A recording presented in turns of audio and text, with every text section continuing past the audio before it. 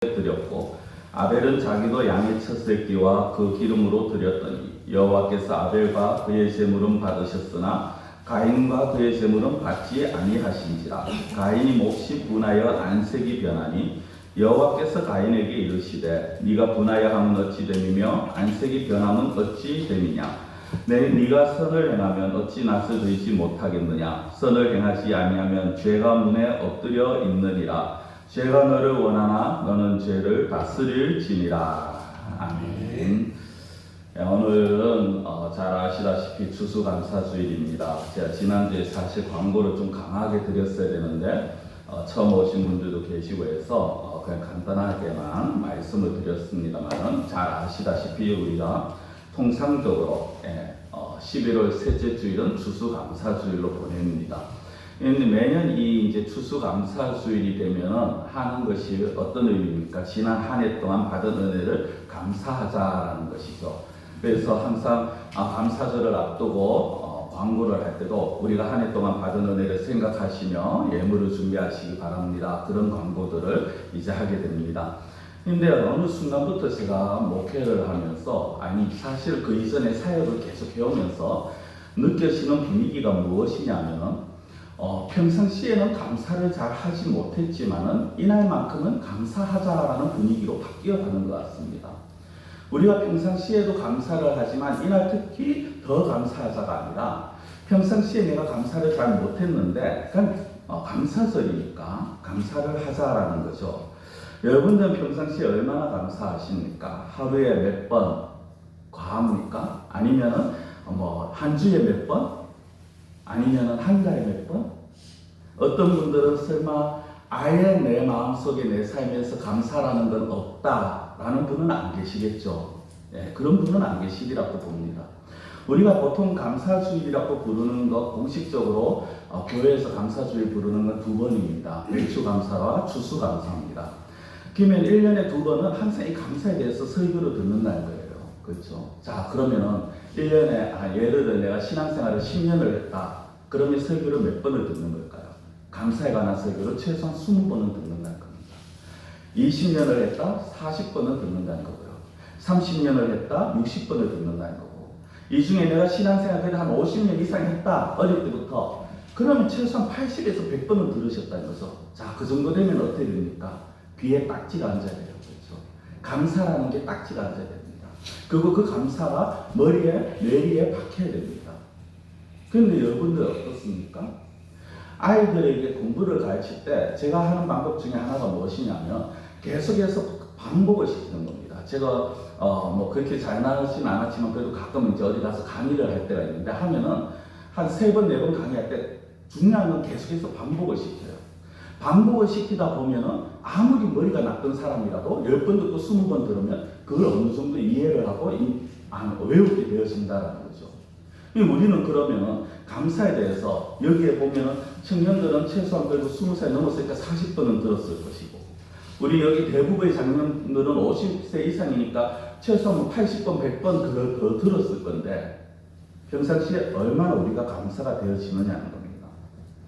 여전히 우리 안에 감사보다는 불평, 불만이 더 많고, 여전히 우리는 감사에 대해서 무감각하고, 그냥 1년에 감사절기가 되면 감사를 해야 되는구나, 내 감사헌금을 드려야 되는구나 라는 그런 생각을 하는 거죠. 어떤 분들은 아직도 왜 우리가 이 감사절을 지켜야 되냐는 생각을 하실지도 모르겠습니다. 왜 감사해야 하는지, 무엇을 감사해야 하는지.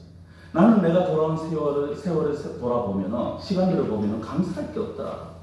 정말 내가 무엇을 감사해야 될지 모르겠다. 재미있는 이야기 하나 해드릴까요? 제가 매주 이제 목요일마다 세미나를 가는데, 거기에서 이번에 감사절 앞두고 강사 목사님이 그런 질문을 하셨어요. 한 사람 한 사람 지목하면서 무엇이 가장 최근에 감사했습니까? 올 한 해 무엇이 감사했습니까? 했는데 대부분이 목사님들이니까요, 하시는 대답이 일편적으로 거의 비슷합니다. 하나님이 1년 동안 돌봐주시고 인도하시고 보호해주신 게 감사합니다. 모든 게 감사합니다. 거의 그렇게 나와요. 갑자기 질문 던지니까 생각도 미처 못했고 해서 그럴 수도 있는데, 그 대답을 한 명, 두 명 듣다가 그 앞에 강사 목사님 그런 말씀하세요. 감사를 평상시에 안 하네.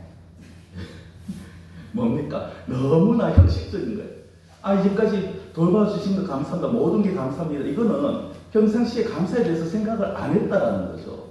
그 말을 들으니까 괜히 찔리더라고요. 저도 그렇게 대답을 하려고 했거든요. 가만히 생각해 보니까 그런 것 같아요. 우리는 얼마나 평상시에 감사하고 있습니까? 오늘 그래서 그 감사에 대해서 다시 한번 생각을 하길 원하는데요. 사실 이제 추수감사절의 유래, 미국에서 시작되었다 이런 것도 이전에도 많이 들으셨을 거고, 그것도 아니면 출애굽기 23장의 수장절, 이게 오늘날 추수감사절이다, 장막절이다, 그것도 말씀을 많이 들으셨을 겁니다. 그래서 농사를 짓고 연말에 수확해서 거두게 된 것에 대한 감사다라고 우리가 많이 들었는데, 사실 농사에 대한 부분은 이 출애굽기 23장 이전에 벌써 시작이 되었습니다. 그게 이제 바로 오늘 본문인데요.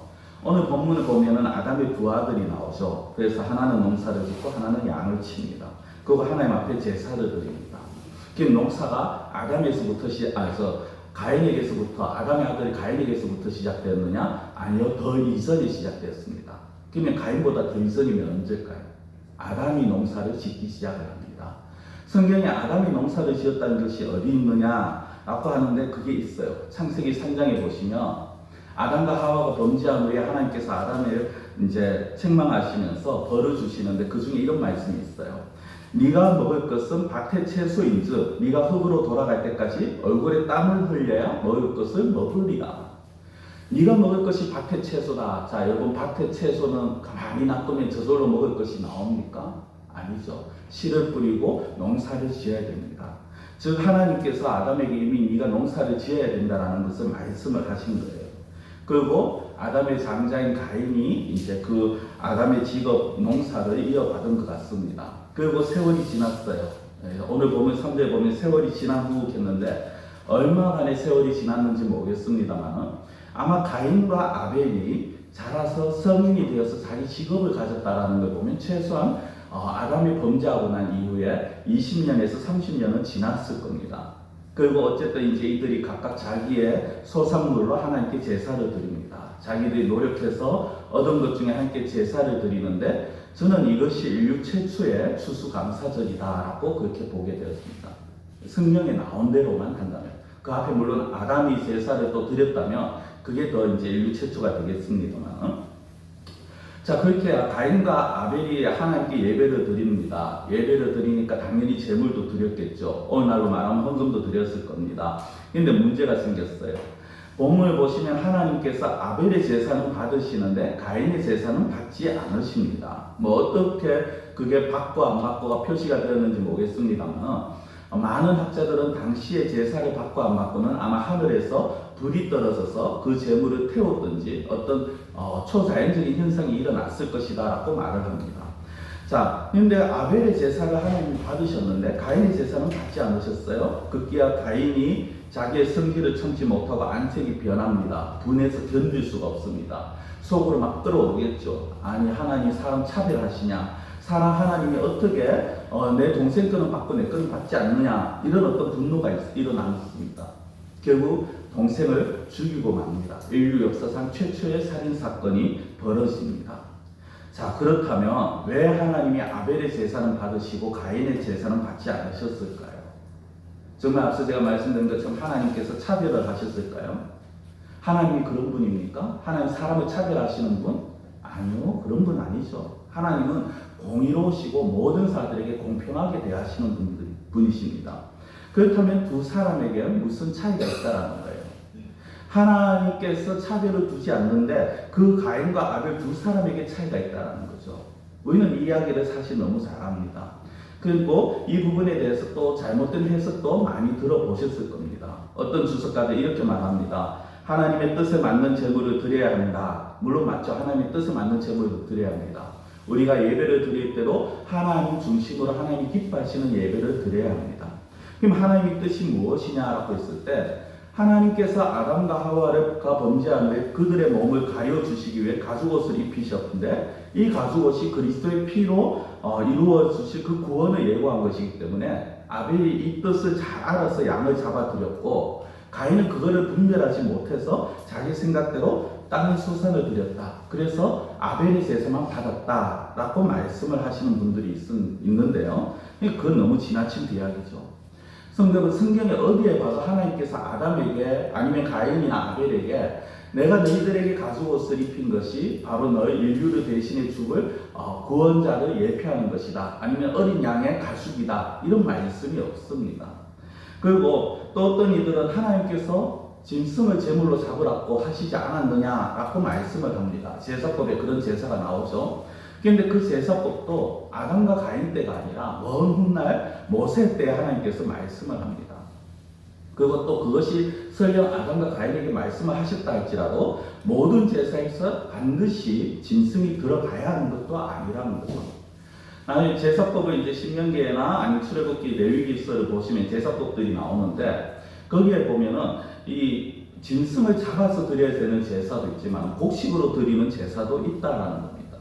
그리고 또 여기에 오늘 본문을 보시면 이제 4장을 보시면은 가인은 처음부터 농사하는 자였고 아벨은 처음부터 양을 치는 자였습니다. 자 그렇다면은 하나님께서 가인의 제사를 받지 않으시고 아벨의 제사만 받으셨다. 아벨의 예배만 받으셨다. 이것은요 가인이나 아벨이 드린 그 제물이 문제가 아니라는 거죠. 결론은. 그들에게 있어서 양을 바쳤다, 곡식을 바쳤다가 문제가 아니라 다른 이유가 있다라는 거죠. 그 다른 이유가 뭐냐? 바로 제물을 드린 하나님 앞에 예배를 드리는 사람이 문제였다라는 겁니다. 성도가 하나님께 드리는 제사, 하나님께서 받으시는 제사를 누가 드리는 제사를 하나님이 받으시느냐, 어떤 사람이 하나님께 제사를 드릴 수 있느냐가 굉장히 중요합니다.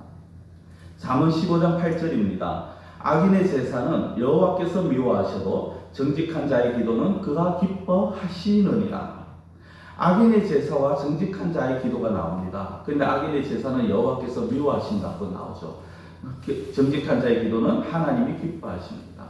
그러면은 하나님께서 결국 보시는 게 뭡니까? 제물의 종류 아니라는 겁니다. 성도분 잘 오늘 말씀을 잘 새겨 들으셔야 되는 게 내가 교회에 와서 얼마나 주의를 잘 지키느냐, 얼마나 내가 예물을 많이 드리느냐 이게 중요한 게 아니라 내가 지금 있는 자리에서 내 마음이 어떠하냐가 중요하다는 거예요. 저기 이제 출애굽기나 레위기를 보시면요 하나님께서 이스라엘 민족에게 제사법을 가르치는데 어떤 이는 송아지로 드려라, 어떤 이는 양새끼로 드려라, 어떤 이는 비둘기, 어떤 이는 밀가루 전병 이렇게 쭉 이제 구분을 하셨어요. 이 제물의 종류가 문제가 아니라 그 제사를 드리는 사람의 마음이라는 거죠. 가인이 자기의 농작물로 제사를 드렸기 때문에 하나님이 받지 않으셨다가 아니라는 겁니다. 하나님께서 가인의 마음을 보셨다는 거예요. 가인의 믿음을 보셨다는 거죠. 그의 인격과 그의 신앙과 그의 성품을 보았다는 겁니다. 하나님이 의로운 분이시기 때문에 의가 따르지 않는 제사, 제물 결코 받지 아니하신다는 거예요. 그래서 이것을 히브리서 기자가 이렇게 증언을 합니다. 히브리서 11장 4절에 믿음으로 아벨은 가인보다 더 나은 제사를 하나님께 드림으로 의로운 자라 하는 증거를 얻었으니 하나님이 그 예물에 대하여 증언하십니다. 그가 죽었으나 그 믿음으로서 지금도 말하느니라. 어떤 이의 예물이라는 단어 때문에 앞서 제가 말씀드린 건 잘못된 해석을 하는데 사실 하나님께서 강조하시는 건 믿음이죠. 믿음으로 아벨이 제사를 드렸고요. 그리고 그가 죽었으나 그 믿음으로서 지금도 말한다. 이게 무엇입니까? 그 믿음을 하나님께서 말씀을 하신다는 겁니다. 아벨이 가인보다 더 나은 제사를 드렸다는 것은 곡식보다 양을 드렸다는 것이 아니라 제사를 드릴 때 그의 정성과 그의 인격과 신앙과 믿음을 말씀을 하는 것입니다. 사랑하는 성도 여러분, 가인의 문제는요 믿음이 없었습니다. 그 믿음이 없다는 게 무엇입니까? 하나님을 믿지 않았다? 단순히 그런 말일까요? 아니요, 그렇지 않습니다. 나는 하나님을 믿지 않는다 그것이 아니라 하나님을 전적으로 인정하지 못했다라는 것입니다. 하나님을 전적으로 인정하지 못하니까 자기가 했는 모든 것들이 자기의 노력으로 자기의 수고로 이루어졌다라고 그렇게 치부를 하게 되어지는 것입니다. 내가 거둬들인 수학에 대해서 이것은 내가 노력했기 때문에 한 것이지 하나님께서 나에게 은혜를 베푸셨다라고 인정을 못한다는 거죠. 그래서 자기의 노력을 아니면 자기의 수고만 그것만 드러냅니다. 하나님께서 베푸신 은혜는 생각하지도 못한다는 거죠. 이 가운데 그런 분들이 안 계시기를 바랍니다. 하나님이 나와 함께 하심도 그것도 못 믿겠고, 하나님이 나를 이제까지 지켜주시고 보호하셨다 믿어지지가 않거나, 아니면은 그렇게 믿어지지 않으니까 나는 당연히 하나님 앞에 감사를 드릴 수 없다. 난 감사보다 내 주위를 둘러보니까, 내 상황을 보니까 불평불만밖에 할 게 없더라라는 거예요. 성도 여러분, 그렇기 때문에 내가 감사가 없다, 그렇기 때문에 감사거리가 없다, 감사가 안 나온다? 아니요. 그거는요, 정말 감사거리가 없어서가 아니라 하나님에 대한 믿음이 없는 것입니다. 하나님에 대한 믿음이 없다는 건 나를 지금까지 인도하시고 나를 보호하신 것에 대해서, 그것을 하나님이 나를 그렇게 인도하시고 보호하셨다는 것을 내가 인정을 못하겠다는 거예요. 그런 분들은 정말 회개하셔야 돼요. 아무리 돌아봐도 나는 감사가 아니라, 아무리 돌아봐도 하나님께서 나와 함께 하신 것이 느껴지지 않는다? 회개하셔야 돼요. 제가 이제 우리 토요일마다 기도학교를 하는데요. 이제 몇 분의 성도님들이 모여서 같이 합니다만은, 그때 어제 하면서 이제 마치고 기도할 때 회개에 대한 기도를 우리가 같이 통성으로 한 적이 있었습니다. 한 목소리 같이 각자의 하나님 앞에 회개하는데, 그때 불현듯 제가 깨달은 게 하나가 있었어요. 그게 뭐냐면은 제 둘째와 관련된 사건이었습니다. 아니, 사건이 아니라 제 둘째와 관련된 저의 믿음을 하나님께서 보게 하셨어요. 이제 둘째가 나오지 못했는데, 인간적으로 보면 충분히 이해가 되고, 당연히 그래야 된다라고 생각이 들었습니다. 그래서 제가 크게 어떻게 타치를 못했는데, 그 아이에게 제대로 된 믿음을 가르쳐 주지 못한, 하나님에 대해서 제대로 내가 가르쳐 주지 못한 부모의 책임을 어제 하나님께서 깨닫게 하시더라고요. 기도 가운데. 그게 감사하더라고요. 여러분들, 감사라는 건요, 내가 뭔가 잘 되었어 감사? 아니면 지금까지 내가 살아올 수 있어서 감사? 지금 이 시간에 내가 그래도 하나님 앞에 예배 드릴 수 있어서 감사? 이 정도만 아니라 정말 문제 가운데서도 감사할 수 있는 게 나와요. 어떻게 나옵니까? 하나님, 제가 제 잘못이 이런 게 있었군요. 깨달아지는 것도 감사라는 겁니다. 그게 왜 감사한지 아십니까? 내가 잘못이 깨달아져야지 하나님 앞에 회개를 할 수 있어요. 그 회개가 무엇이냐? 하나님과 나 사이에 막힌 것을 허물어 버리는 거예요. 막힌 담을 무너뜨리는 게 회개입니다. 그래서 회개한다는 것도요, 내가 회개할 수 있는 게 깨달아진다, 이것도 감사한 거예요. 여러분들이 살아오면서 여러분들이 받은 은혜를 감사해야 되고, 여러분들이 잘못이 깨달아지는 걸 감사해야 되고, 지금 현재 상황 속에서 내가 이렇게 숨을 쉬고 하나님 앞에 예배 드릴 수 있는 걸 우리가 감사해야 된다는 거죠. 그런데 이걸 인정하지 못하고, 아니, 그거는 나는 도저히 받아들일 수 없어. 지금 아무리 봐도 나는 하나님이라는 존재를, 아니, 어떻게 보면 하나님의 존재는 내가 믿지만은, 그러나 그 하나님이 지금 나와 함께 하시고 나를 지켜주고 계신다는 것을 내가 깨닫지를 못하겠다. 받아들이지 못하겠다. 그래서 감사가 없는 제사, 믿음이 없는 제사, 다른 말씀을 드리면 형식이 없는 제사를 드리고 있다는 겁니다. 가인이 그래요. 가인은 믿음 없는 제사를 드렸다고 나옵니다. 믿음이 없으니까 그 제사가 형식적일 뿐이죠. 왜 형식적입니까? 가인 마음에는요, 하나님이 함께 하신 것도 없었는 것 같아요. 하나님이 자신을 보호하셨다, 하나님이 인도하셨다를 깨닫지 못하고 있다는 거죠. 이런 인생이 정말 불쌍한 인생입니다. 성도 여러분, 돈이 없는 자가 불쌍한 게 아니에요. 나이 많아서 몸이 약한 게 불쌍한 게 아니에요. 가난하게 산다, 세상에서 지위가 없다, 내가 배운 게 없다, 그게 불쌍한 게 아니라는 거죠. 우리가 보았을 때 정말 불쌍한 자들은 어떤 자들입니까? 하나님을 전적으로 신뢰하지 못하는 자들입니다.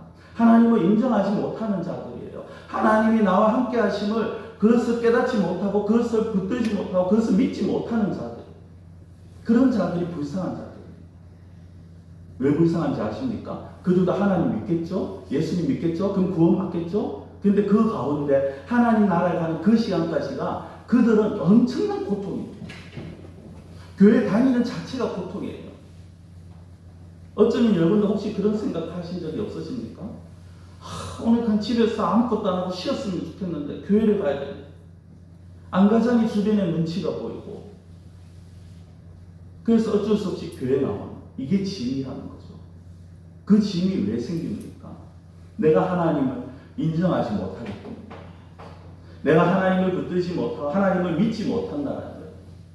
그러다 보니 어쩔 수 없이 교회를 가야 되는데 그 교회 가서 드리는 예배는 어떤 예배입니까? 형식적인 예배, 믿음이 없는 예배, 가인의 예배가 된다는 거예요. 저는요, 한 번씩 주일 오후에 이제 집에 있으면서 아니면 사무실에서 이제 정리를 또 하면서 한 번씩 섬찟한 생각이 들 때가 있어요. 어떤 생각이냐면, 만약에 구약시대처럼 하나님께 제대로 된 예배를 드리지 않는다고 하나님께서 목숨을 앗아가버리시면 과연 나는 지금까지 살 수 있을까? 나는 오늘 과연 온전하게 하나님 앞에서 이렇게 예배를 드리고 이 시간 숨을 쉴 수 있을까? 성도 여러분, 하나님은 성도의 예배를 귀히 여기십니다. 그러나 믿음 없이 드리는 예배는 받지 않으십니다. 믿음 없이 드리는 예물 받지 않으십니다. 믿음 없이 예배 드리고 믿음 없이 감사 예물 드리는 거, 그 하나님 우습게 여기는 거예요. 성경 표현대로 하면 하나님 만홀히 여기는 거고요. 좀 직설적으로 표현해 드릴까요? 하나님을 거지 취급하는 겁니다. 성도가 하나님이 거지입니까? 우리에게 하나님이 뭔가 돈이 필요해서 우리에게 그냥 절기를 정해주고 너희들 이 절기니까 무조건 헌금해, 그걸 말씀하시는 거예요? 아니에요. 우리가 헌금을 못 드려도 하나님 많은 걸 하실 수 있습니다. 그런데 왜 우리가 하나님을 거지 취급합니까? 감사절이니까, 그 기분이다, 감사절이니까 내가 얼마 성도 여러분, 우리는 하나님 기뻐하시는 예물을 드려야 됩니다. 오늘 이 시간도 우리가 하나님 앞에 예배를 드립니다만 내가 드리는 이 예배를 하나님이 기뻐 받으시는가, 이걸 고민하셔야 돼요. 오늘 아침에 집에서 나오시면서 정말 예배 자리에 나올 때마다 이 고민이 계속 되셔야 되는 거예요. 그러면서 정말 하나님을 만나러 가는 자리, 하나님의 은혜를 사모하러 나가는 자리, 하나님이 기뻐하는 예배를 드리러 우리가 가자라고 그렇게 하나님 앞에 기도하면서 나오셔야 되는 거죠. 그럼 하나님이 기뻐하시는 예배는 어떤 예배입니까? 시편 51편 16절에서 17절입니다. 주께서는 제사를 기뻐하지 아니하시나니 그렇지 아니하면 내가 드렸을 것이라. 주는 번제를 기뻐하지 아니하시나이다. 하나님께서 구하시는 제사는 상한 심령이라. 하나님이여 상하고 통회하는 마음을 주께서 멸시하지 아니하시리이다. 앞에 16절에 보면요, 하나님께서 제사를 기뻐하지 않는다고 말씀하세요. 제사를 기뻐하지 않는다는 건 제사를 받지 않는다는 거예요. 제사를 기뻐하실 것 같으면 내가 제사를 드리겠다라고 말하죠. 그럼 하나님께서 받으시는 제사가 뭡니까? 하나님께서 원하시는 제사, 상한 심령. 하나님께서 구하시는 제사는 상한 심령, 회개하는 마음으로 제물을 드릴 때 하나님께서 원하신다는 겁니다. 왜 회개하는 마음입니까? 앞서 말씀드렸습니다만 회개한다는 건 결국 내 자신을, 하나님 앞에서 내 자신을 돌아본다는 거예요.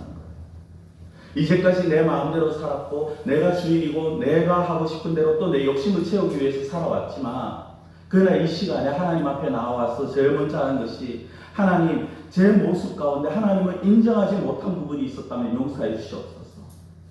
하나님, 제가 이 시간 이 자리에 나왔지만은 정말 하나님 앞에서 하나님을 인정하지 못하고 내가 내 뜻대로 내 욕심대로 내 의식으로 행한 것 있다면 하나님 용서해 주시옵소서. 그것이 깨달아지고 그것을 회개할 수 있는 은혜를 주시옵소서. 달리 말씀드리면요, 회개는 하나님을 인정하는 겁니다. 내 인생에서 하나님을 인정하는 것, 이것을 하나님께서 가장 기뻐하신다는 거예요. 그런데 우리가 성경을 읽다 보면 우리의 생각과 맞지 않는 부분들이 참 많이 나옵니다. 특히 성경에서 헌금을 드리는 장면들 보면요, 하나님 어떻게 이룰 수가 있지라는 생각이 들 때가 있어요.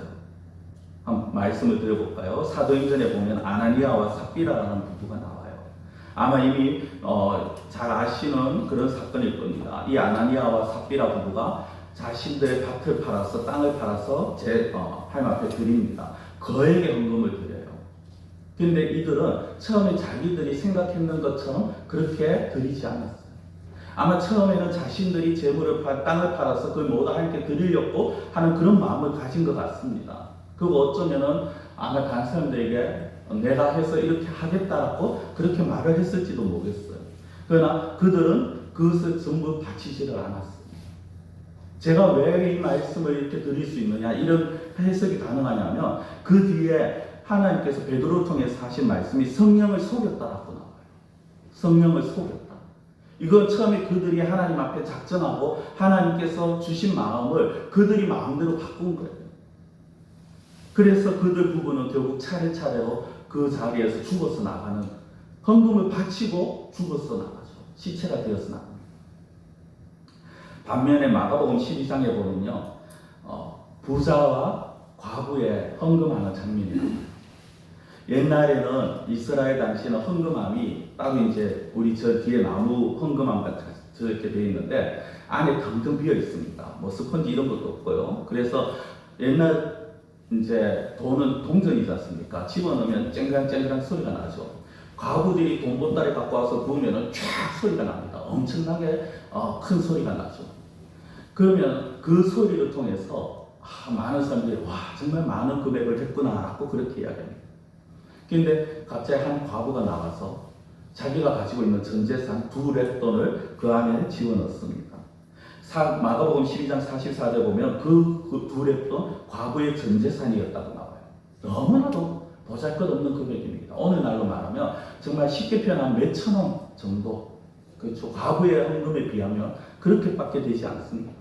그런데 예수님께서 뭐라고 말씀합니까? 과부가 부자들보다 많이 드렸다. 금액의 액수의 많고 적음이 아니라 그 마음이 하나님 앞에 나아가는 자, 그 마음이 드려지는 자를 하나님께서 많이 드렸다고 말씀하시는 거예요. 예수님께서 그렇게 말씀하시는 장면이 또 어디에 나옵니까? 마태복음 22장에 보면은 한 율법사가 예수님께 나옵니다. 나와서 예수님은 계명 중에 어떤 계명이 가장 큽니까? 라고 할 때 예수님께서 이런 대답을 하세요. 마태복음 22장 37절에 예수께서 이르시되 네 마음을 다하고 목숨을 다하고 뜻을 다하여 주 너의 하나님을 사랑하라 하셨으니. 성도 여러분, 여기에 세 가지가 들어가야 됩니다. 마음과 목숨과 뜻입니다. 그리고 이것을 다 하라고 말씀해요. 마음을 다하고 목숨을 다하고 뜻을 다하라. 이거는요, 내가 생각한 것 중에 좀 일부만이 아니라 내 전 생각을, 마음의 전부를, 내 몸의 전부를 하나님 앞에 드리라는 거예요. 이 중에 하나만 충족해도, 네가 마음만 해도 된다가 아니고요, 네가 목숨만 다해도 된다가 아니라, 뜻만 다하면 된다가 아니라 이 셋 다 힘써야 된다는 거죠. 앞서 말씀드린 아나니아와 삽비라 부부, 그에게 헌금을 드렸으나 오히려 하나님의 진노를 받습니다. 바리새인들은 11조를 드리고도 예수님께 어떤 책망을 듣습니까? 화 있을지니 저 너희 외식하는 바리새인들. 외식한다.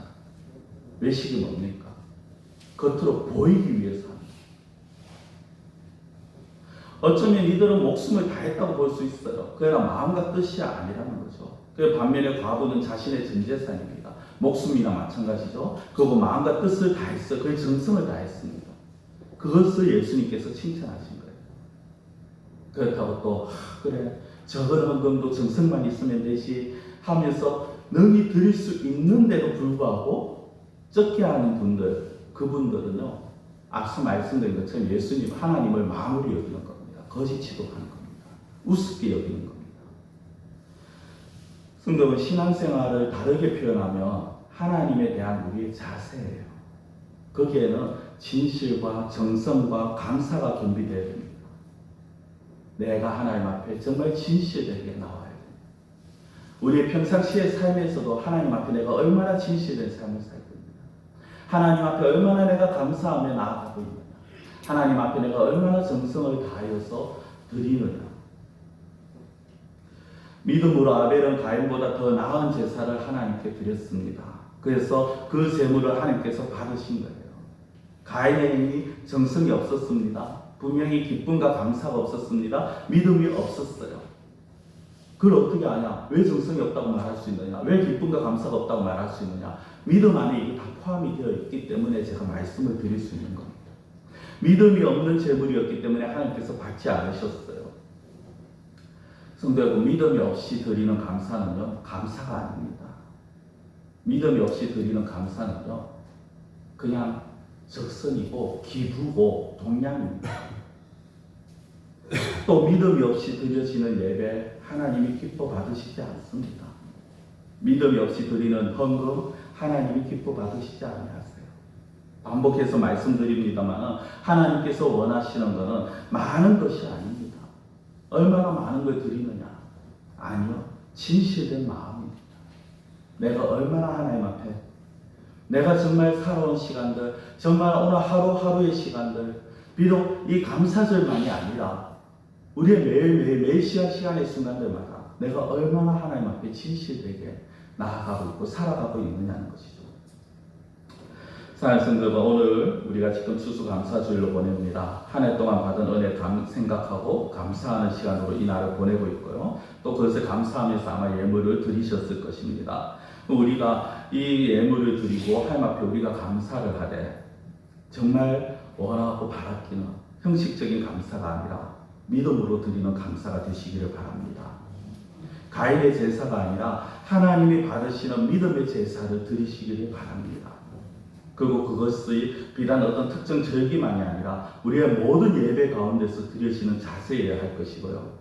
그래서 아벨과 같이 믿음으로 예배를 드리고 믿음으로 하나님께 제물을 드려서 하나님이 기뻐 받으시는 우리 예배가 되기를 원하고, 그래서 하나님께서 베푸시는 은혜를 마음껏 누릴 수 있는 그런 우리 성도들이 되시기를 축원합니다. 기도드리겠습니다. 사랑의 하나님 아버지, 우리가 살아가면서 정말